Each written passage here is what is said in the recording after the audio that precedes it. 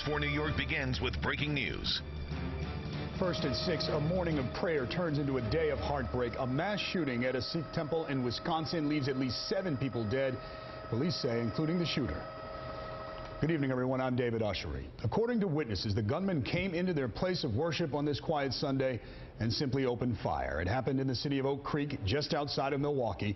Tonight in our area, as a precaution, the NYPD has stepped up its presence near Sikh temples and gathering places. Our News 4 coverage begins with Gus Rosendale, who's live in the Satellite Center with the latest developments. Gus. David, we've been monitoring a number of press conferences which have been coming into the Satellite Center here. The latest one wrapped up about an hour ago, and in it, police started to call this an act of domestic terrorism. The latest numbers, 7 people are dead, including the gunman. 3 people are injured, and that includes a police officer who was shot during all of this. He is in surgery at this hour. Witnesses say the gunman approached the Sikh temple and opened fire just as Sunday services were about to get underway around 10:30 this morning. Victims were found inside and outside the temple, which is located in a town south of Milwaukee. Everybody is right now just, in shock, and everybody is just praying, we can all pray right now. It's very sad things that happen, and it's unexpected. We never ever thought, we never ever think this thing's going to happen to our temple. A law enforcement source tells NBC News the suspect had a single handgun and was dressed in what's being described as tactical gear.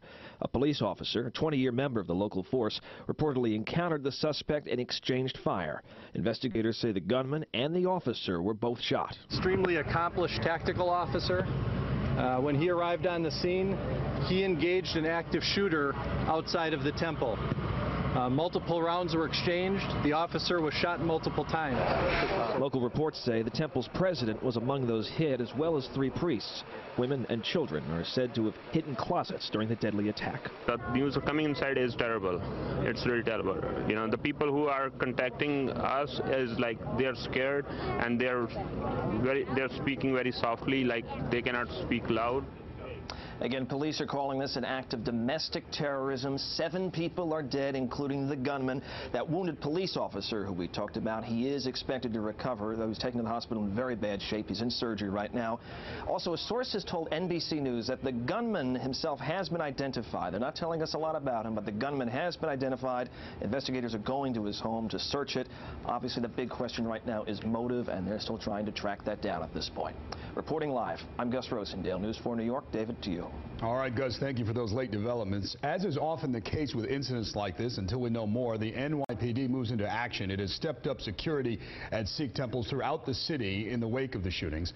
And our camera spotted a patrol parked outside this temple in Flushing this afternoon. We did speak to some who worship there, and they say they were grateful for the police presence. That was miles and miles away that something like this happened, and for a cop to come here and check on us to make sure we're okay, it just kind of shows me that we live in New York, and New York is a place where, yes, people, rub shoulders, they don't get along all the time, but we kind of stand together still. And we are really thankful to all the, people, the government who are supporting us right now, and we are getting all kind of protection. And Deputy Police Commissioner Paul Brown released this statement today saying, in part, there is no known threat against Sikh temples in New York City. However, the coverage is being put in place out of an abundance of caution. Reportedly, about 3,000 Sikh families live in southeastern Wisconsin in what's described as a tight-knit community. Reporter Andy Rosegen from WTMJ in Milwaukee is there now in Oak Creek to give us a sense, Andy, of the scene right now. Right now, it's just tense, Dave. A lot of family members are still out here trying to gather all the information they can because they're still waiting for word on loved ones in the hospital. There are 10 people in the hospital. 7 people are dead, including the shooter. And everywhere here, everyone's just asking if this was a case of domestic, or a case of a hate crime, I should say, because police say it was what they're calling a case of domestic terrorism. That's based on the victims involved. We don't know much about the suspect, and police are being very tight-lipped about the suspect. Not saying what his motivation might have been. We're learning that police are now going to a home where they think he has been living. In the meantime, the folks here are just still trying to get their mind around this. And as we've been hearing from them, some of them have relatives who were in the temple at the time who cowered in fear, even in locked rooms, calling out for help. Andy Rosen giving us a sense of the scene there in Oak Creek. Andy, thank you so much. And we know you and your colleagues have been scrambling to work the story.